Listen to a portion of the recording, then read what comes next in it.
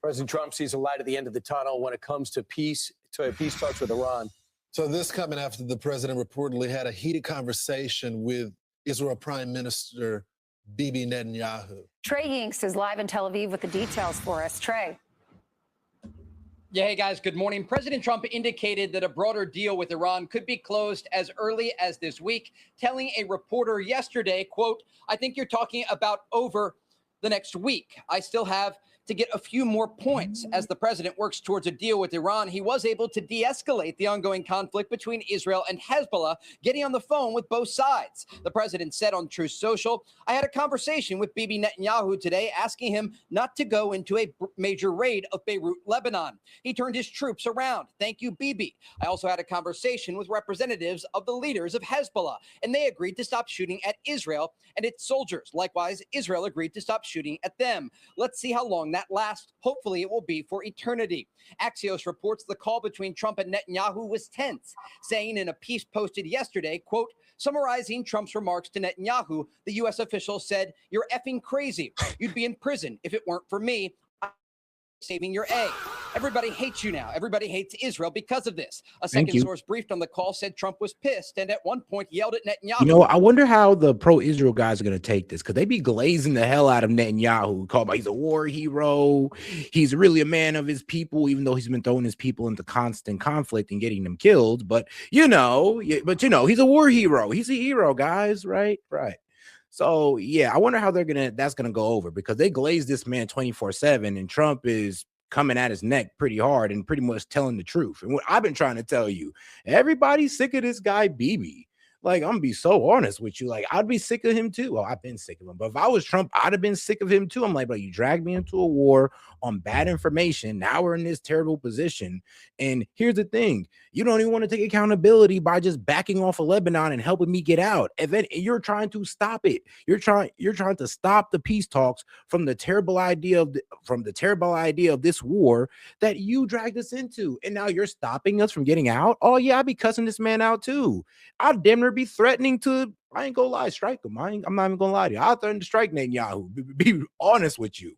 Because I'm like, I think that's the only thing that's gonna get him to stop. And if the president was to ever show more harsher position towards Israel, people would feel more comfortable, with this whole, Trump is being controlled. People would kind of let that go a little bit more. Actually, people might let it go through these statements right here, because you know what they say, he's subservient. He would never talk like that to Bibi. When he called Bibi on the phone, he called him like, "Yes, daddy," like, stuff like that. What the F are you doing? At this moment, Israeli troops remain in southern Lebanon, and overnight there were a few sirens in northern Israel from Hezbollah rocket and drone attacks, as well as a small number of Israeli strikes in Lebanon. The Iranians are watching closely the unfolding exchange of fire and words, with Iran's foreign ministry spokesperson saying this. An obvious reason for the escalation and the atrocities by the Zionist regime over recent days in Lebanon is to destroy even the slightest possibility for the ongoing diplomatic process to lead to improvements in the situation. And again, the U.S. is responsible for this. We can't. Yeah, I'm gonna be real with you. One, we started this war. We let Israel drag us into it. And here's the funny thing is, like, while they go ahead and barely half-ass us on Iran, they're putting boots on the ground in Lebanon. And that's the craziest part. That's why I told you that Israel would never put boots on the ground with us, because they're too busy trying to take Lebanon. Consider the U.S. and the Zionist regime as two separate agents. The Iranians have a lot to say. The reality is their economy is suffering due to the ongoing U.S. naval blockade of Iranian ports. Guys, it's kind of ironic. No, it's not because of the blockade. It's because of the sanctions. Yeah, it's because of the sanctions and Scott Besson. He pulled some economic levers that pretty much destroyed their currency. Because what was it? For $1, you get 1.7 million rial, which is the Iranian currency. When back in 2015, for every dollar, you'd get 3,200. Well, not 3,200, but 32,000. So yeah, it went from 32,000 per dollar to 1.7 million per dollar. Yeah, that comes up to about 77.2% inflation. Like, Jesus. And we over here start shaking in our boots over 4%. You view it, Trey.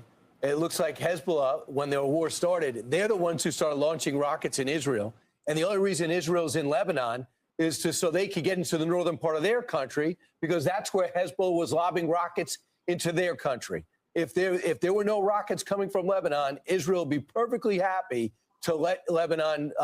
Yeah, no, bro, that's not what happened though. The problem is rockets went into Lebanon first. Israel broke the ceasefire with Lebanon. So to sit there and pretend like Hezbollah was the aggressor in this, no. At the same time that things popped off with Iran, Israel took it upon themselves to go and attack Lebanon first. So no, it's not about if Hezbollah can keep them hands to themselves. It's Israel who needs to keep them hands to themselves. Live in peace. Don't you agree? Yeah, absolutely. And look, Hezbollah has been launching rockets and drones into Israel since October 8th of 2023, when they followed Hamas's attack into this country. The reality is that both Israel and Lebanon want to get rid of Hezbollah, but there is a pathway to do so. And the Trump administration has been working on a diplomatic solution. Secretary of State Marco Rubio, behind the scenes, has been trying to get both Israel and Lebanon at the table in Washington multiple times to come up with a framework of a normalization between the two countries that has the same goal: to disarm this Iranian proxy that exists in southern Lebanon and in the southern part of the Lebanese capital of Beirut. President Trump wants a broader framework agreed to across the region that would de-escalate the rising tension that continues to take place. And the reality is the Israelis and the Americans have a common goal, but the way to get there is a bit different. And so the days ahead will be quite tense to see what happens in Lebanon. We understand that Hezbollah wants to continue. Oh, guys, you got any questions, comments, jokes, or disagreements? Make sure to super chat it in to support the show, or send a Venmo. And or if you don't have anything to say, you can just send a gift. But make sure we're supporting the show, guys, and make sure we are smashing that like button. If you're watching on YouTube or Rumble, make sure you are smashing that like button. All right, let's go. To de-escalate, because they understand they're getting boxed out of these possible peace talks and the possibility of a broader deal. But President Trump has been very clear. He'd like to see Lebanon join the Abraham Accords. He sees the region as having an opportunity for peace and prosperity ahead. And given the fact that he hit the Iranian regime so hard during Operation Hezbollah won't allow that. They won't. Hezbollah will not allow Lebanon to get into the Abraham Accords. They just won't allow it to happen. Even if the Lebanese army tries to go against Hezbollah, well, Hezbollah will just whoop the Lebanese army's ass. And that's the same there. It's kind of crazy because like Hezbollah is more trusted to defend Lebanon than the actual Lebanese army. Like, it's a damn shame. Big fury. There's an understanding that and the Lebanese army doesn't do anything at all when Israel, attacks Lebanon. It's almost like as if their leadership wants Israel to take over. Like, that's a sad reality about Lebanon too. They're dealing with a Christian leader, by the way, that really don't give a fuck about their people, or else he'd actually push back against Israel, but he never does. groundwork may have been laid to do just that.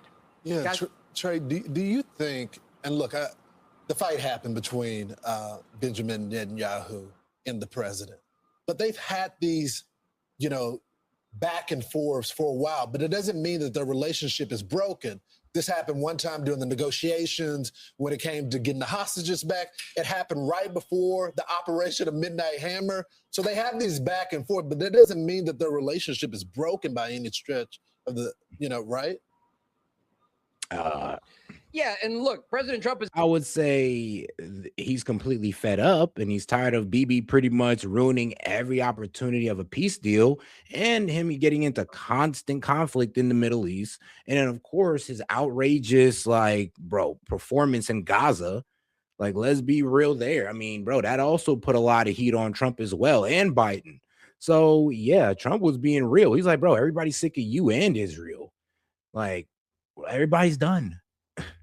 A deal maker here, and when you're making a deal, sometimes you have to give concessions and make tough decisions. And ultimately, what the president is trying to do primarily is reach a deal with the Iranian regime to ensure that those in Tehran never obtain a nuclear weapon that could threaten U.S. allies like Israel or U.S. forces across the region. What's interesting as it relates to Lebanon and the back and forth that we've heard here, 2 years ago, had you had a situation where people were reporting that the Lebanese leadership wanted to create normalized ties with Israel and ultimately disarm Hezbollah, people in the region would have laughed.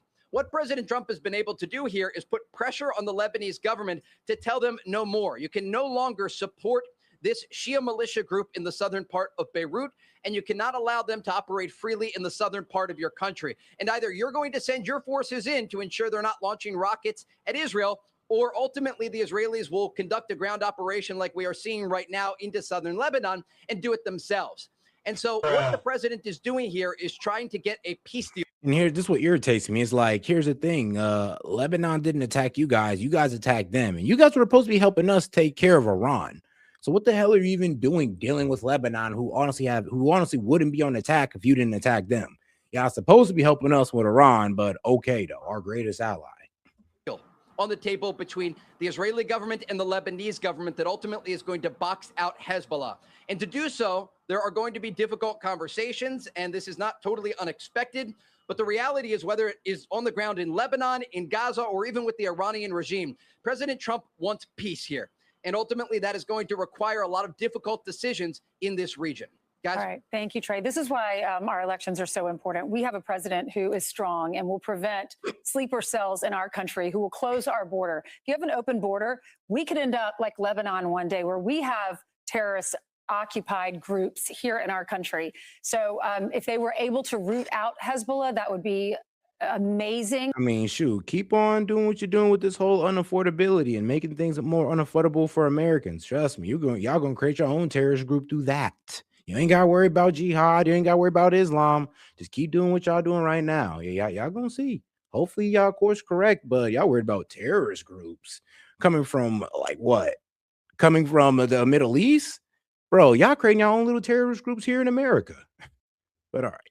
If Lebanon were able to do that, the reason it's important for us, you might say this is happening in Lebanon, this is happening in Israel. Why is this important to America? It's important because President Trump got on that phone call with the Hezbollah leaders and with Netanyahu to make sure that a deal can be done. Iran is saying if Hezbollah and if Iran is saying if Israel doesn't stop attacking Hezbollah, then we won't do a deal with America. So it all goes hand in hand, and we have to be allies with Benjamin Netanyahu. We care about Israel, but it seems so far for us, but it does matter to America, and we don't want Iran to get a nuclear weapon. Well, the other thing is, it's all Hezbollah. As wild as hell how she got to say that. She pretty much got to say, well, I agree with stopping, Israel, but we can't let Iran get a nuclear weapon. Like every time they say something that's outside of what they're supposed to be preaching is, keep going to war with Iran. We got to finish the job. Every time they go outside of that language, they do got to sit there and say, well, I don't want Iran to have a nuclear weapon. Because, I'm sorry, but what is making Israel stop in Lebanon have to do with Iran getting a nuclear weapon? Like, come on now. It's fault. I mean, they're a terrorist organization, like a cancer growing in Lebanon, who lives to destroy Israel. Yeah, because Israel kept on invading them and taking their land, so they rose up and pushed them out. I mean, that's what happens when you're the aggressor. You just try to steal people's land. What do you think was going to happen? But all right, though, let's go ahead and get into this little story real quick. Trump makes unorthodox choice to replace Tulsi Gabbard. Yeah, already replaced the man. So let's see who she got replaced.